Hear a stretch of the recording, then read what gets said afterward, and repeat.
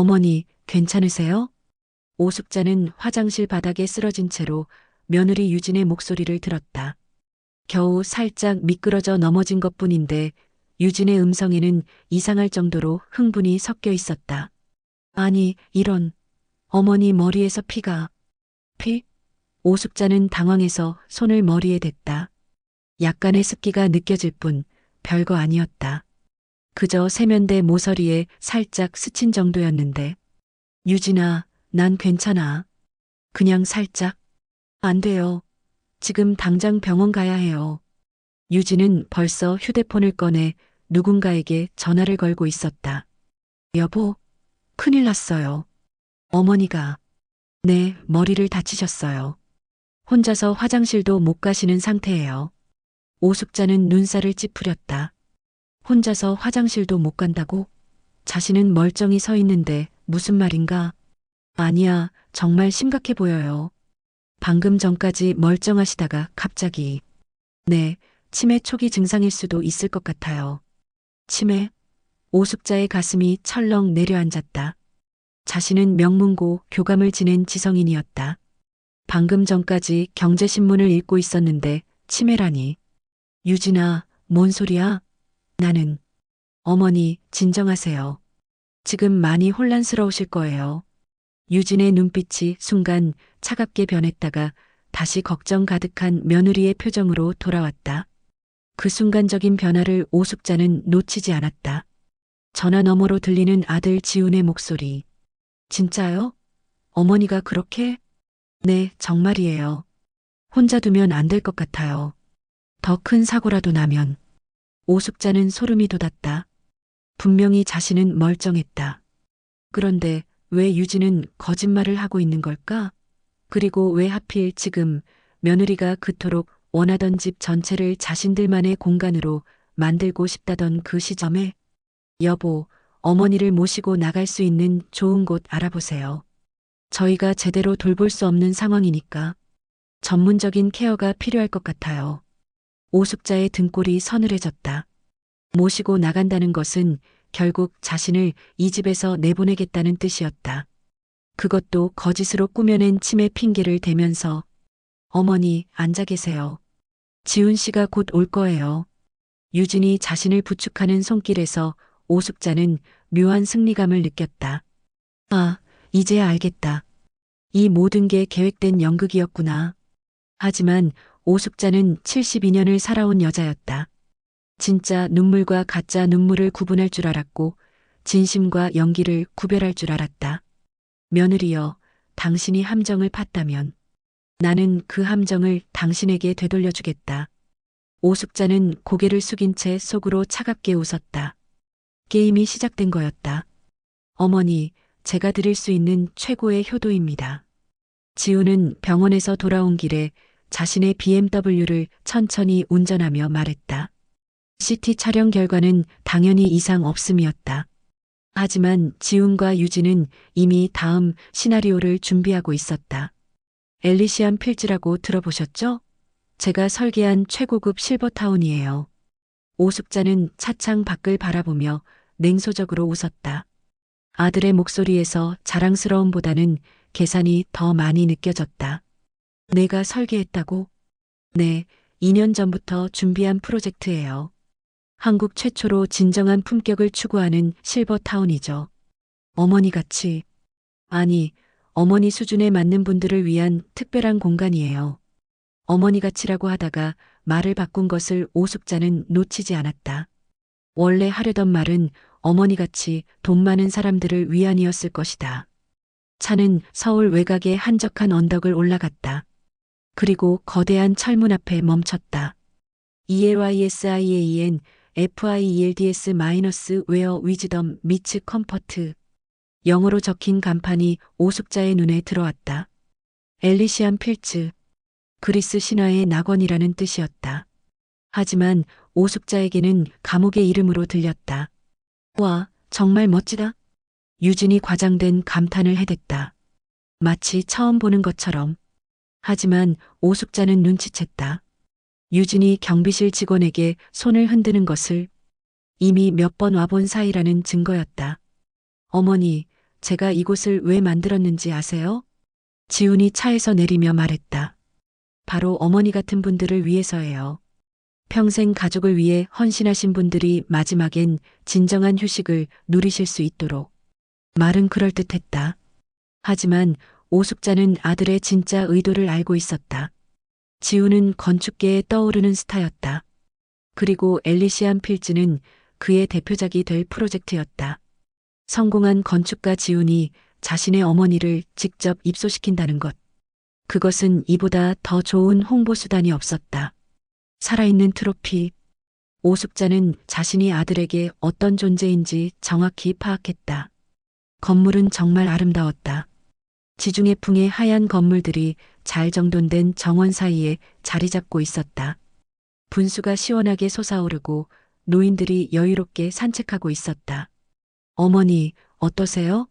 마음에 드시죠? 그런데 여기는 얼마나 하는 거니? 오숙자가 물었다. 아들의 표정이 순간 어색해졌다. 아, 그건 제가 설계자니까 특별 할인을 받을 수 있어요. 거짓말이었다. 오숙자는 알고 있었다. 이런 곳에 입소 비용이 얼마나 되는지, 그리고 그 돈이 어디서 나올지도 자신의 집을 팔면 되는 금액이었다. 그런데 지훈아, 나는 집에 있는 게 좋은데. 어머니, 혼자 계시기엔 너무 위험해요. 오늘 같은 사고가 또 나면 어떡해요? 유진이 재빨리 끼어들었다. 여기서는 24시간 전문 의료진이 상주하고 있어요. 어머니 안전이 최우선이잖아요. 안전.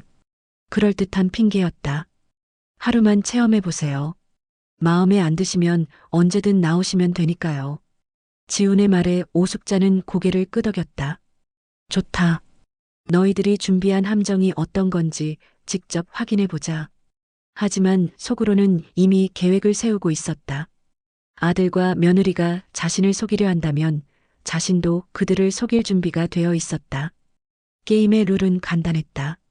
누가 더 완벽한 연기를 하느냐의 문제였다. 오숙자님 환영합니다. 현관에서 마중 나온 직원의 미소는 너무 완벽했다. 마치 백화점 VIP 고객을 맞이하는 것처럼. 하지만 오숙자는 그 미소 뒤에 숨은 차가운 시선을 놓치지 않았다. 저는 김 간호사입니다. 앞으로 어머님을 담당하게 될 거예요. 김 간호사는 30대 후반으로 보였다. 단정한 외모의 부드러운 말투였지만 눈빛만큼은 예리했다. 마치 새로 들어온 상품을 평가하는 것 같았다. 방을 안내해 드릴게요. 엘리베이터를 타고 3층으로 올라갔다. 복도는 고급 호텔을 연상시킬 만큼 깔끔했다. 하지만 오숙자는 이상한 점을 발견했다. 복도 곳곳에 CCTV가 설치되어 있었다. 그것도 눈에 잘 띄지 않는 곳에 교묘하게 숨겨져 있었다. 301호가 어머님 방입니다. 방은 생각보다 넓고 쾌적했다. 침대, 소파, 작은 식탁까지 갖춰져 있었다. 창문으로는 정원이 한눈에 내려다 보였다. 와, 정말 좋네요.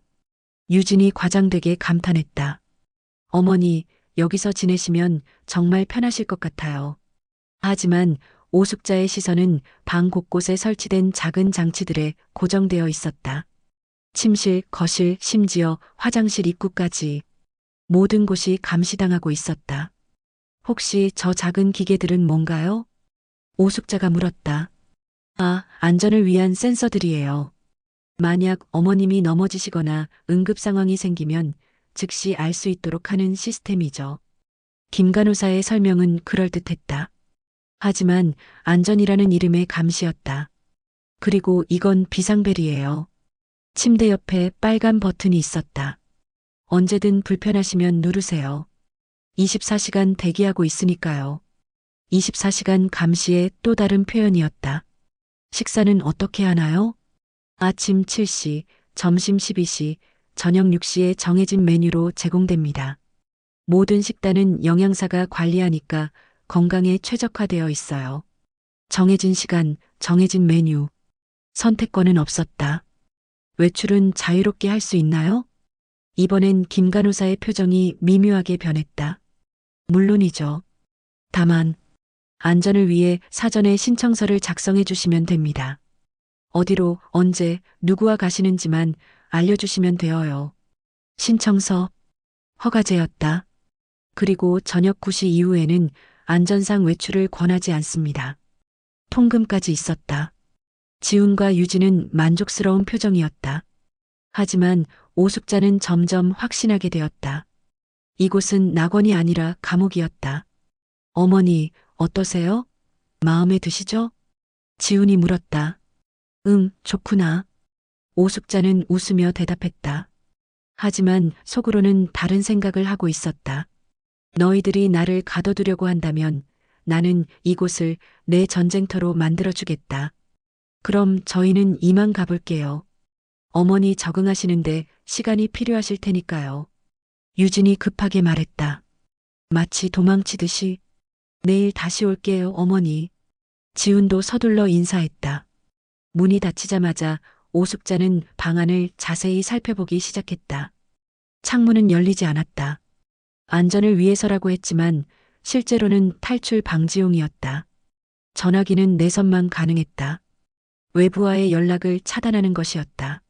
심지어 방문에는 겉으로 보이지 않는 자동 잠금 장치가 있었다. 오숙자는 소파에 앉아 창밖을 바라봤다.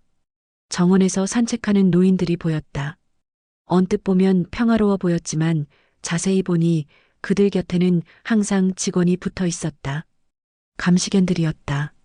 72년을 살면서 이런 곳에 갇히게 될 줄이야. 오숙자는 쓴웃음을 지었다. 하지만 포기하지 않았다. 전직 교감으로서 한평생 어려운 문제들을 해결해온 경험이 있었다. 이곳에서 나가는 방법을 찾을 것이다. 그리고 아들과 며느리에게 제대로 된 복수를 해줄 것이다. 게임은 이제부터 시작이었다. 저기 앉으신 분이 박 여사님이에요. 전직 대학 교수셨다고 하네요. 김 간호사가 식당에서 오숙자에게 귓속 말했다. 그 목소리에는 묘한 경계심이 섞여 있었다. 오숙자는 구석 테이블에 혼자 앉아 있는 여성을 바라봤다. 60대 후반으로 보이는 그녀는 다른 입소자들과 달리 뭔가 다른 기운을 풍기고 있었다. 등이 곧게 펴져 있고 눈빛이 또렷했다. 왜 혼자 앉아 계시나요? 박 여사님은 좀 까다로우세요. 다른 분들과 잘 어울리지 않으시거든요. 김 간호사의 말투에서 불편함이 느껴졌다. 오숙자는 자신의 식판을 들고 박 여사에게 다가갔다. 안녕하세요. 오늘 들어온 오숙자입니다. 같이 앉아도 될까요? 박 여사가 고개를 들었다. 날카로우면서도 지적인 눈빛이 오숙자를 훑어봤다. 물론이죠. 박정희입니다. 전 서울대 사회학과 교수였어요. 저는 명문고 교감이었습니다. 두 사람은 서로를 알아보는 눈빛을 교환했다. 같은 냄새가 났다. 굴복하지 않는 지식인의 냄새. 여기 어떠세요? 오숙자가 조심스럽게 물었다. 박 여사는 주변을 둘러본 후 작은 목소리로 말했다. 감옥이에요. 그것도 아주 교묘한 감옥. 오숙자의 가슴이 뛰었다. 드디어 진실을 말하는 사람을 만난 것이다. 어떤 면에서요? 보세요. 저기 앉은 할머니들. 모두 같은 표정이죠? 멍한 눈빛. 저건 자연스러운 노화가 아니에요. 박 여사의 시선을 따라 다른 테이블들을 보니 정말 입소자들의 표정이 비슷했다. 마치 영혼이 빠진 것 같은 무기력함. 안정제를 써요. 건강관리라는 명목으로. 안정제요? 네. 반항하거나 불만을 제기하면 정신적 불안 증세라고 진단하고 약물을 투여해요. 그러면 저렇게 되는 거죠. 오숙자는 소름이 돋았다. 그럼 박 여사님은 아직 안 걸렸어요. 조심스럽게 행동하고 있거든요. 하지만 시간 문제일 것 같아요. 박 여사가 쓴웃음을 지었다. 제가 왜 문제시되는지 아세요? 다른 입소자들에게 진실을 말하려고 해서요. 여기서 나가려면 어떻게 해야 하는지, 가족들에게 어떻게 연락해야 하는지. 그럼 나갈 수 있나요? 이론적으로는 가능해요. 하지만 실제로는 불가능하죠. 가족들이 동의하지 않으면 나갈 수 없거든요. 그리고 가족들은 박 여사가 말을 멈췄다. 가족들은 이미 우리를 포기했죠. 재산만 빼내고. 두 사람은 잠시 침묵했다. 서로의 상황을 이해했다. 박 여사님, 여기 프로그램은 어떤가요? 바보 만들기 프로그램이에요. 의미 없는 만들기, 치매 예방이라며 하는 유치한 놀이들. 우리의 지성을 파괴하려는 거죠. 오숙자는 분노가 치밀어 올랐다. 오늘 오후에 건강한 노후를 위한 요가 시간이 있어요. 참석하지 않으면 비협조적이라고 기록되죠. 기록이요? 네. 모든 행동이 기록돼요. 식사량, 참여도, 대화 내용까지. 그 기록을 바탕으로 문제 입소자를 분류하는 거죠. 박 여사가 슬쩍 주변을 둘러보더니 더 작은 목소리로 말했다. 오숙자 씨, 혹시 여기 자의로 들어오신 건 아니죠? 물론 아니에요. 아들과 며느리가. 저도 마찬가지예요. 딸과 사위가 제 아파트를 팔아야 한다면서 임시로 여기 들어오라고 했죠. 임시라고. 두 사람의 눈빛에 같은 분노가 타올랐다. 우리 같은 사람들이 더 있을 거예요. 속아서 들어온 사람들. 그런데 왜 다들 저렇게 수능적이죠? 안정제 때문이에요. 그리고 절망. 가족들에게 버림받았다는 절망이 사람을 무기력하게 만들죠. 그때 김 간호사가 다가왔다. 오숙자님, 박 여사님과 대화가 즐거우신가 봐요? 두 사람은 즉시 대화를 멈췄다. 네, 좋은 분이시네요. 오숙자가 웃으며 대답했다. 박 여사님, 오늘 오후 프로그램 참석하시죠? 새로 오신 분이 적응하는데 도움이 될 거예요. 박 여사의 얼굴에 미묘한 변화가 스쳤다. 하지만 곧 고개를 끄덕였다. 물론이죠. 김 간호사가 떠나자 박 여사가 작게 말했다. 이제 저도 감시 대상이 될 거예요. 당신과 대화했다는 이유로. 미안해요. 괜찮아요. 어차피 시간 문제였으니까. 박 여사가 오숙자의 손을 살짝 잡았다. 하지만 당신은 다를 것 같아요. 아직 포기하지 않은 눈빛이 보여요.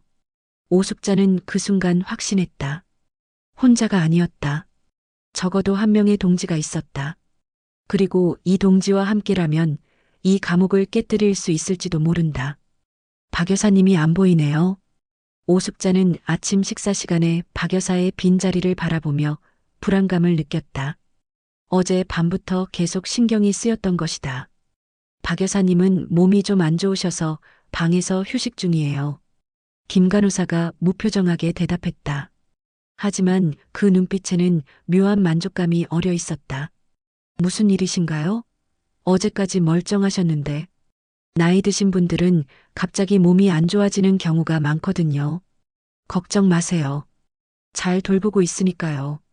오숙자는 뭔가 이상하다는 직감이 들었다. 점심시간에도 저녁시간에도 박 여사는 나타나지 않았다. 박 여사님 방에 문안 인사드리고 싶은데요. 아직은 안 돼요. 충분한 휴식이 필요하시거든요. 휴식? 그 단어가 오숙자에게는 감금으로 들렸다. 이틀이 지나고 나서야 오숙자는 박 여사를 다시 볼 수 있었다.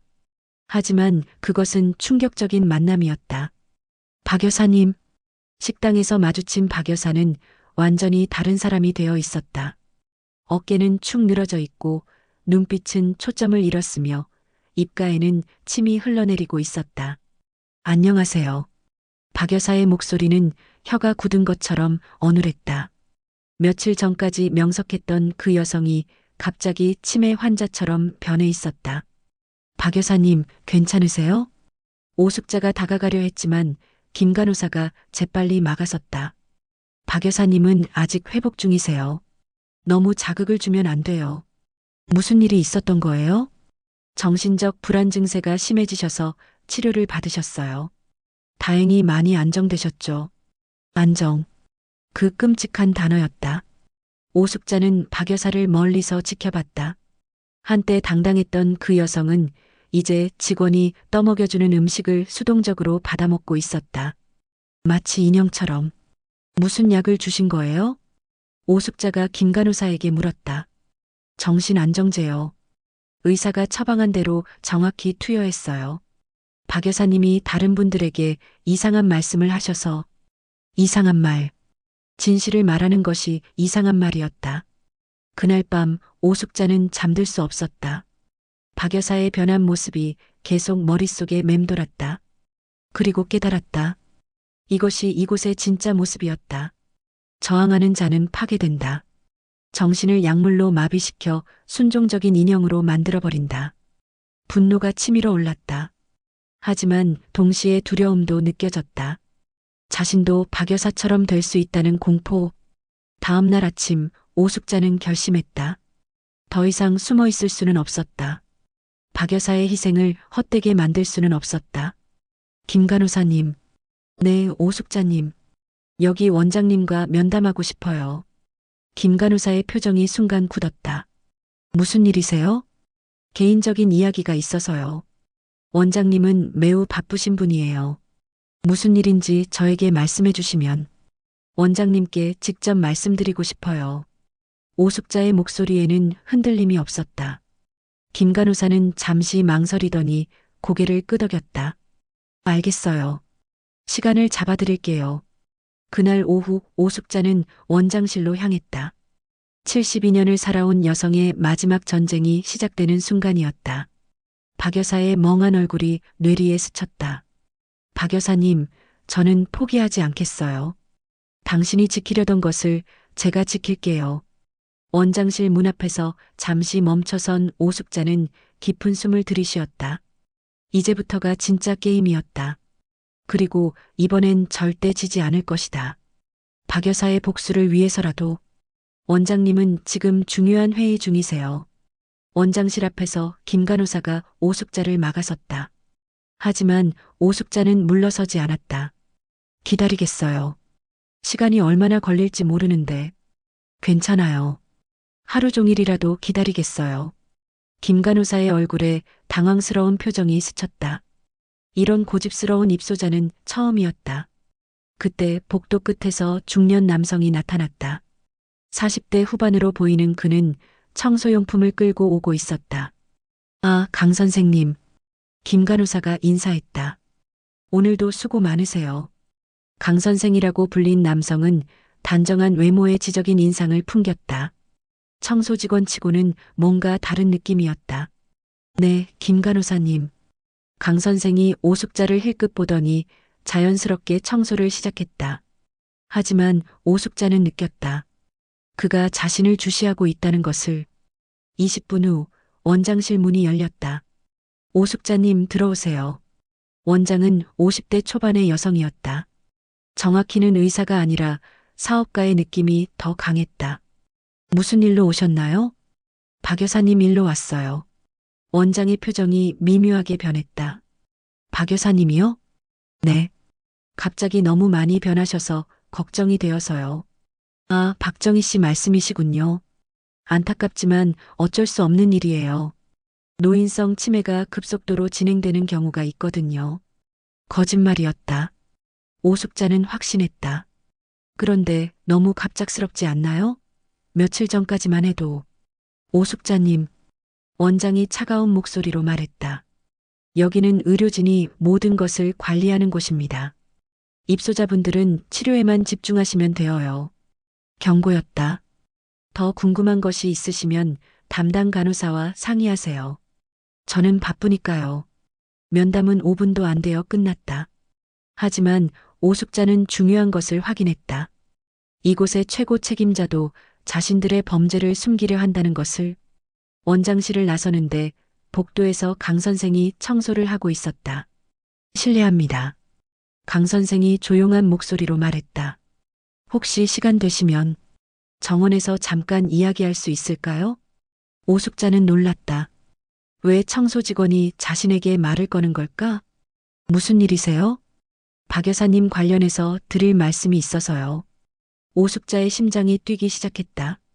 30분 후 정원의 외진한 벤치에서 두 사람이 마주 앉았다. 제 정체를 밝히겠어요. 강 선생이 주변을 둘러본 후 말했다. 저는 강민수 전직 탐사보도 기자입니다. 기자요? 네. 지금은 생활동반 서비스 직원으로 위장해서 이곳에 잠입해 있어요. 오숙자는 믿을 수 없었다. 왜요?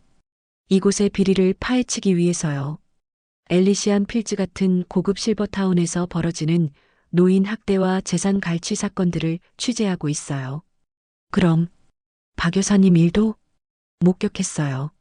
그분이 왜 저렇게 되었는지 모든 과정을 봤습니다. 강 선생의 얼굴에 분노가 스쳤다.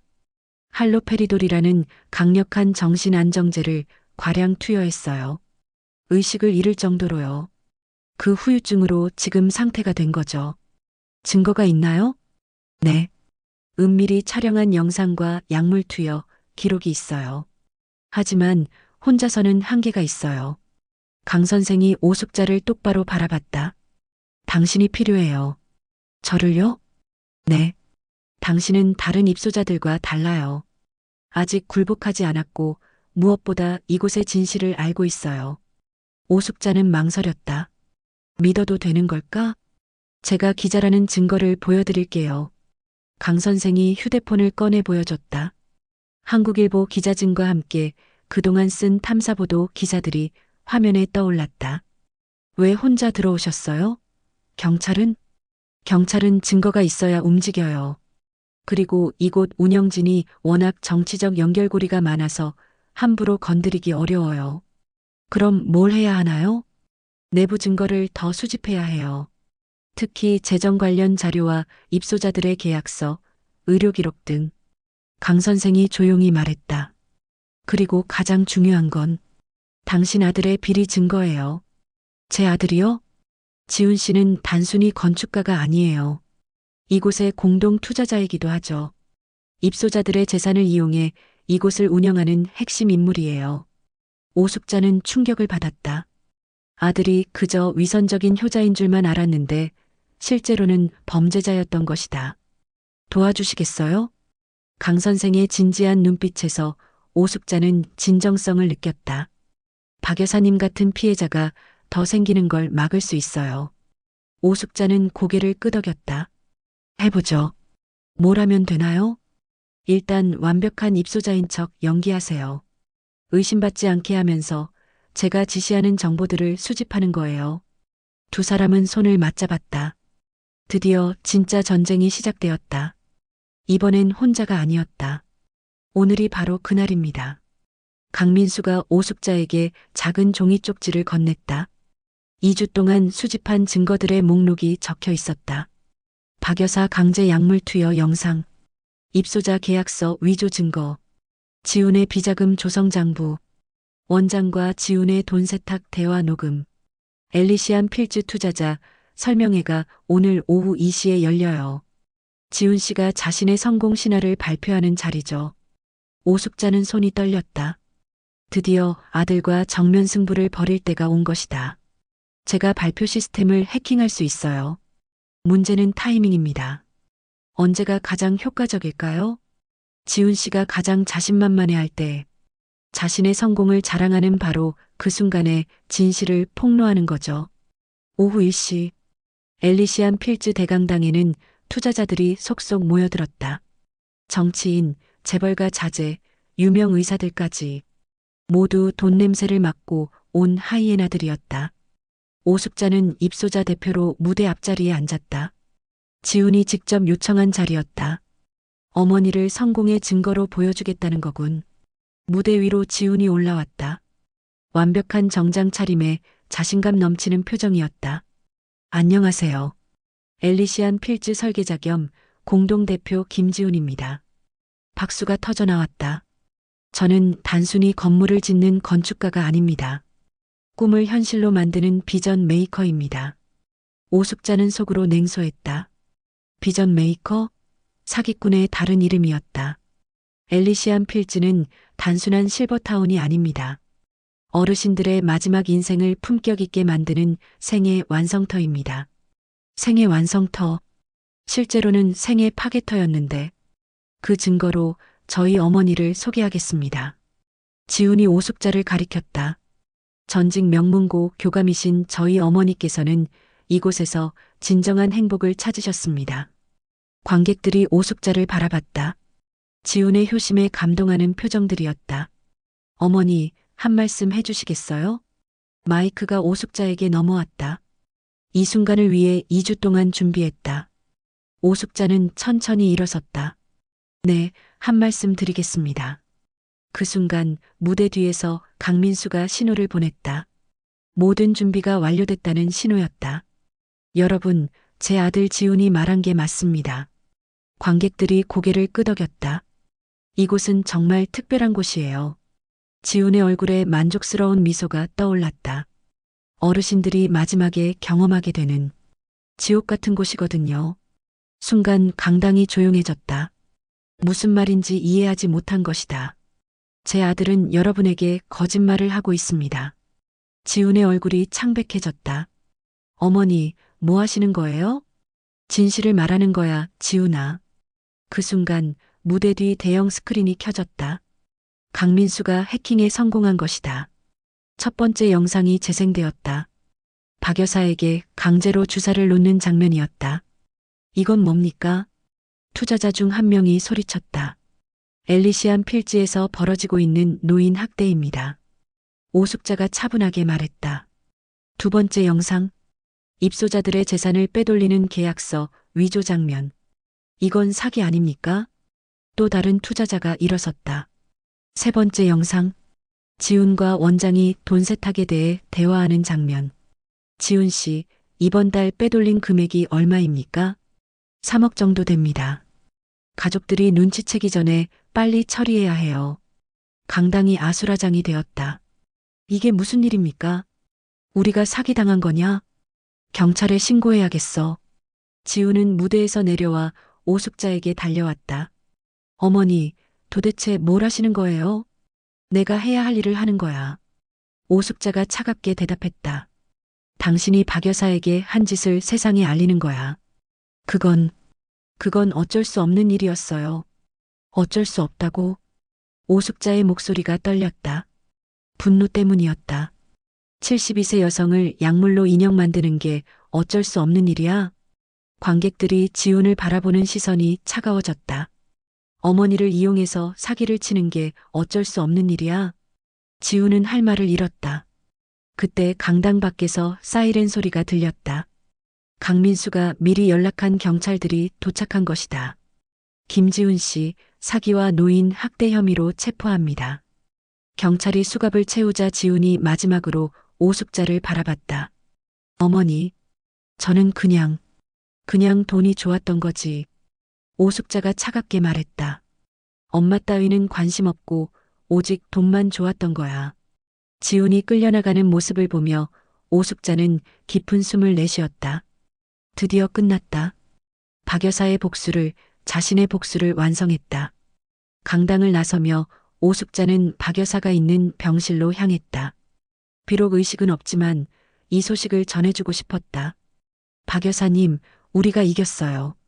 엘리시안 필즈 노인학대 사건, 전국 충격 스타 건축가 김지훈, 어머니까지 이용한 사기극, 72세 어머니가 폭로한 아들의 이중생활. 다음 날 아침 모든 신문과 방송이 엘리시안 필즈 사건을 톱뉴스로 다뤘다. 오숙자는 병원 로비에서 신문들을 읽으며 묘한 기분을 느꼈다. 자신이 전국적인 뉴스의 주인공이 될 줄이야. 오숙자님, 뒤에서 들리는 목소리에 돌아보니 강민수였다. 수고 많으셨어요. 덕분에 완벽한 기사가 나왔습니다. 지훈이는 어떻게 됐나요? 구속됐어요. 사기, 노인학대, 돈세탁 등 10여 개 혐의로요. 최소 5년은 감옥에 있게 될 것 같습니다. 5년. 짧다면 짧고 길다면 긴 시간이었다. 며느리 유진이는 어떻게 됐어요? 공범 혐의로 수사 중이에요. 엘리시안 필즈 입소를 위해 어머님을 속인 것도 사기 방조죄에 해당하거든요. 오숙자는 고개를 끄덕였다. 당연한 결과였다. 그런데 더 중요한 소식이 있어요. 강민수가 흥미로운 표정을 지었다. 뭔가요? 전국의 비슷한 시설들에서 연락이 오고 있어요. 내부 고발을 하겠다는 직원들, 구출해달라는 입소자 가족들까지. 오숙자의 가슴이 뛰었다. 정말요? 네. 오숙자님이 시작한 일이 전국적인 개혁으로 번지고 있어요. 그때 병원 입구로 낯익은 얼굴들이 들어왔다. 엘리시안 필지의 다른 입소자들이었다. 오숙자님, 정말 고마워요. 덕분에 우리도 자유의 몸이 됐어요. 입소자들이 오숙자를 둘러쌌다. 모두 얼굴에 생기가 돌아와 있었다. 엘리시안 필지는 어떻게 됐나요? 오숙자가 물었다. 폐쇄됐어요. 원장과 직원들 모두 구속되거나 수사를 받고 있고요. 박 여사님은요? 좋은 병원으로 옮겨졌어요. 의사가 서서히 회복될 거라고 하더라고요. 오숙자는 안도의 한숨을 내쉬었다. 오후에 오숙자는 병원을 나와 시내 한복판을 걸었다. 72년을 살면서 이렇게 자유롭게 거리를 걸어본 적이 언제였을까? 휴대폰이 울렸다. 모르는 번호였다.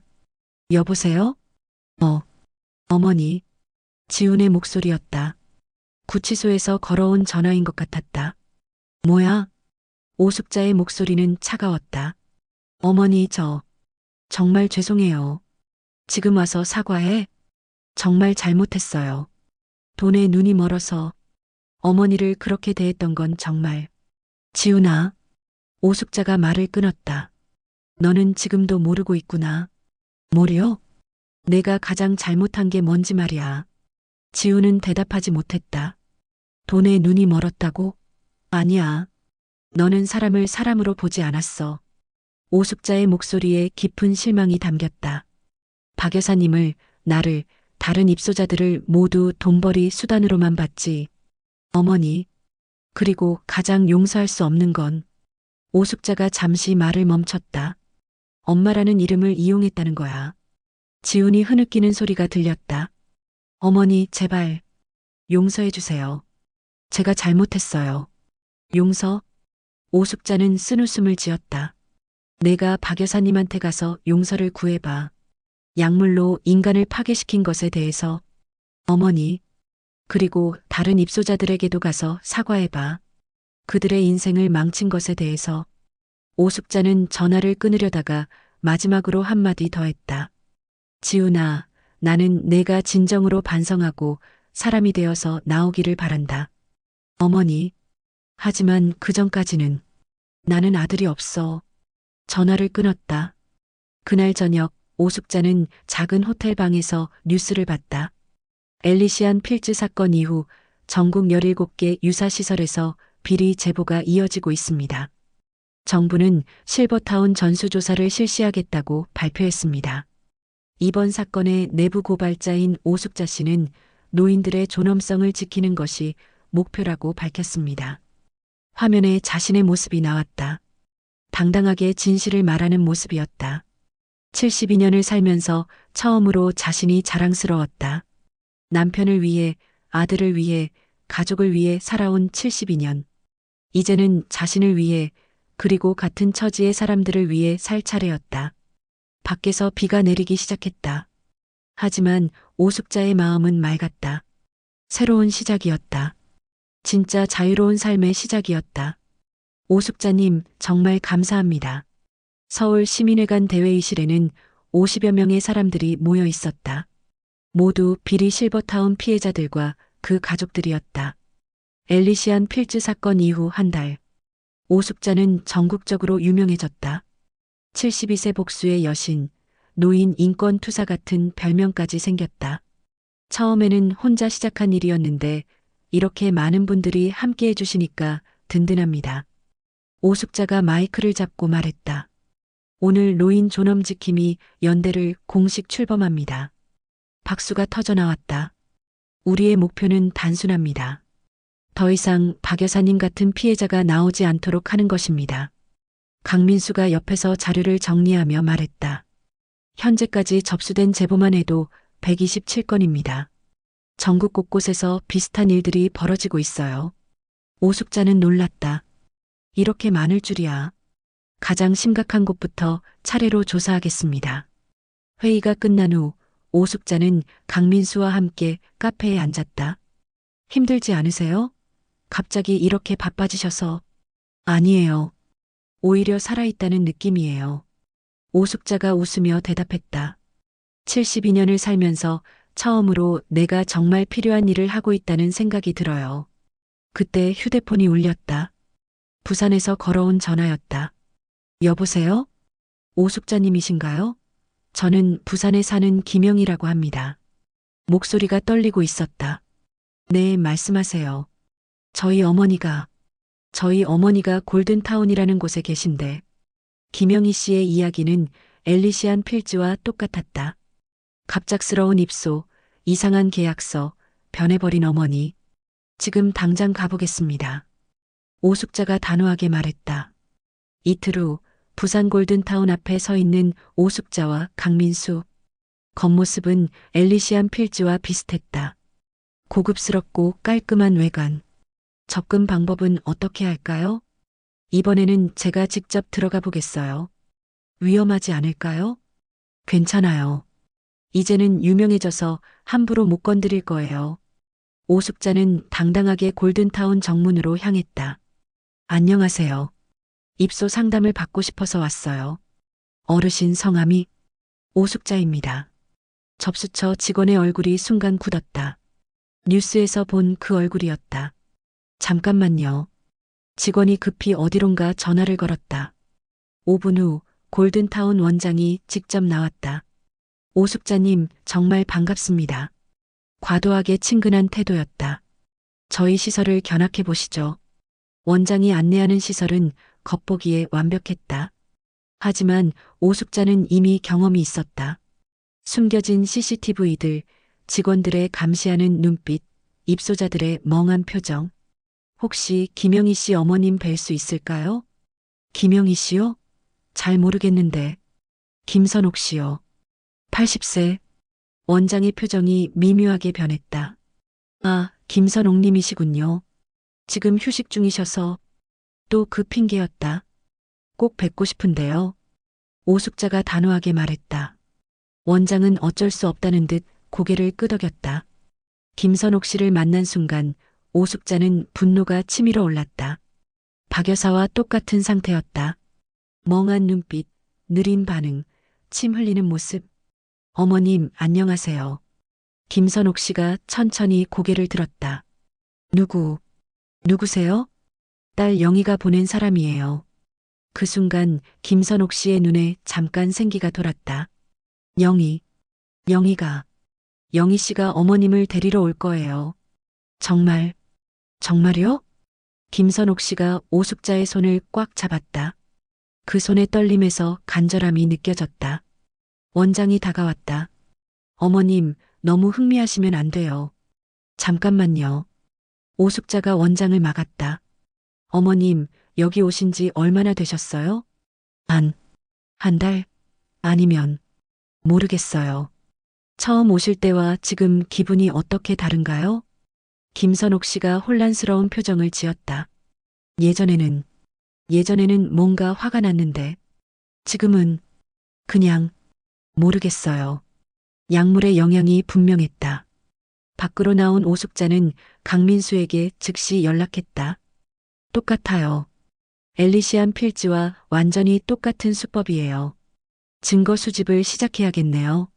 네. 그런데 이번에는 더 조심해야 할 것 같아요. 저를 알고 있거든요. 괜찮아요. 이제는 우리가 더 많아졌으니까요. 그날 밤 오숙자는 호텔 방에서 김영희 씨에게 전화했다. 어머님 상태를 확인했어요. 어떠셨어요? 빨리 구출해야 해요. 하루라도 늦으면 안 돼요. 김영희 씨가 흐느끼는 소리가 들렸다. 제가 어머니를 그곳에 보낸 거예요. 지금은 후회할 때가 아니에요. 어머님을 구하는 게 먼저예요. 오숙자는 창밖을 바라봤다. 부산 밤바다가 반짝이고 있었다. 전국에 127곳의 비리시설이 있다면 자신의 전쟁은 이제 막 시작된 것이었다. 하지만 두렵지 않았다. 이제는 혼자가 아니었고 무엇보다 자신이 무엇을 해야 하는지 명확히 알고 있었다. 노인들의 존엄성을 지키는 것. 그것이 72세 오숙자의 새로운 사명이었다. 어머니. 1년 후 서울구치소 면회실에서 지훈이 오숙자와 마주 앉았다. 그의 모습은 완전히 달라져 있었다. 야윈 얼굴, 깎인 머리, 그리고 무엇보다 달라진 것은 눈빛이었다. 교만함이 사라지고 그 자리에 진정한 후회가 자리하고 있었다. 1년 만이네. 오숙자가 담담하게 말했다. 어머니, 저는 말하기 전에 이것부터 봐라. 오숙자가 신문 뭉치를 내밀었다. 골든타운 폐쇄, 원장 구속 실버케어 대표 횡령 혐의로 기소. 전국 47개 비리 실버타운 적발 노인 존엄지킴이 연대 올해의 시민단체상 수상. 지훈이 신문을 읽으며 눈이 커졌다. 어머니가 이 모든 일을? 응. 내가 만든 지옥을 하나씩 없애고 있어. 오숙자의 목소리에는 자부심이 담겨 있었다. 박 여사님은 어떻게 되셨어요? 많이 좋아지셨어. 지금은 딸과 함께 살고 계셔. 지훈이 고개를 숙였다. 그분께 정말 죄송하다고 전해주세요. 직접 가서 사과해야 할 사람이 너야. 오숙자가 차갑게 말했다. 어머니, 저는 여기서 많은 걸 깨달았어요. 지훈이 천천히 입을 열었다. 제가 얼마나 잘못 살았는지, 사람을 얼마나 우습게 봤는지 깨달았다고? 네. 여기 있는 사람들 이야기를 들어보니 저와 같은 사람들이 얼마나 많은지 알았어요. 지훈의 목소리가 떨렸다. 돈에 눈이 멀어서 가족을, 사람을 배신한 사람들. 그래서 어머니, 저는 어머니께 용서를 구하러 온 게 아니에요. 오숙자는 놀랐다. 예상과 다른 말이었다. 그럼 뭐하러 왔니? 지훈이 자리에서 일어나 무릎을 꿇었다. 면회실에 다른 사람들이 놀라서 쳐다봤다. 어머니의 전쟁에 저의 재능을 속죄의 도구로 써주십시오. 뭐라고? 저는 건축가예요. 진짜 사람을 위한 건축을 할 수 있어요. 지훈의 눈에서 눈물이 흘렀다. 엘리시안 필즈 같은 감옥이 아니라 진짜 어르신들이 행복할 수 있는 공간을 만들고 싶어요. 오숙자는 아들을 바라봤다. 진심 같았다. 하지만 쉽게 믿을 수는 없었다. 내가 나온다고 해서 바로 믿을 것 같아? 아니요. 증명하겠어요. 지훈이 단호하게 말했다. 제가 가진 모든 기술과 경험을 어머니의 뜻에 따라 쓰겠어요. 평생에 걸쳐서요. 평생? 네. 제가 설계하는 모든 건물은 어머니의 승인을 받겠어요. 어머니가 원하지 않으시면 단 하나도 짓지 않겠어요. 오숙자는 잠시 생각했다. 조건이 있어. 말씀하세요. 첫째, 앞으로 5년간 내가 설계하는 모든 건물의 수익금은 피해자 보상과 노인 복지를 위해 써야 해. 네. 둘째, 매달 박 여사님을 찾아가서 직접 사과하고 안부를 물어야 해. 지훈이 고개를 끄덕였다. 셋째, 유진이와는 완전히 연을 끊어야 해. 그 여자는 진정한 회개가 없어. 이미 이혼했어요. 제가 감옥에 있는 동안 혼자 해외로 도망갔어요. 마지막으로 오숙자가 아들을 똑바로 바라봤다. 다시는 효도라는 말을 입에 담지 마라. 진짜 효도가 뭔지 행동으로 보여줘. 네, 어머니. 지훈이 여전히 무릎을 꿇은 채로 대답했다. 면회 시간이 끝났다. 지훈이 일어서려고 하자 오숙자가 말했다. 지훈아. 네. 나는 아직도 내가 내 아들인지 확신할 수 없어. 지훈의 얼굴에 아픔이 스쳤다. 하지만 오숙자가 계속 말했다. 내가 진짜로 변했다는 걸 증명한다면 그때는 다시 생각해 볼게. 그날 밤 오숙자는 자신의 작은 아파트에서 일기를 썼다. 오늘 지훈이를 만났다. 많이 변한 것 같다. 하지만 아직 믿기는 어렵다. 사람은 쉽게 변하지 않으니까. 하지만 만약 정말로 변했다면 그가 가진 능력으로 더 많은 사람들을 도울 수 있을 것이다. 박 여사님은 어제 전화로 많이 좋아지셨다고 하셨다. 기억도 많이 돌아오시고 예전의 지적인 모습도 되찾으셨다고. 전국의 비리시설 척결 작업은 아직 절반도 못 끝냈다. 하지만 포기하지 않겠다. 72년을 남을 위해 살았다면 앞으로 남은 시간은 진정 의미 있는 일을 위해 살겠다. 창밖으로 새벽이 밝아오고 있었다. 오숙자는 탁자 위의 사진을 바라봤다. 노인 존엄지킴이 연대 창립 1주년 기념사진이었다. 자신을 중심으로 50여 명의 동지들이 활짝 웃고 있었다. 그 중에는 구출된 입소자들도 피해자 가족들도 강민수 같은 언론인도 있었다. 모두 같은 목표를 가진 사람들이었다. 세상을 조금이라도 더 나은 곳으로 만들겠다는 목표. 오숙자는 미소를 지었다. 이제야 알겠다. 진짜 승리란 적을 무너뜨리는 것이 아니라 세상을 바꾸는 것이었다. 그리고 자신은 이제 막 시작한 것이었다. 72세, 늦지 않았다. 아니, 이제야 진짜 인생이 시작된 것이었다. 구독과 좋아요는 영상을 만드는데 큰 힘이 됩니다. 시청해주셔서 감사합니다.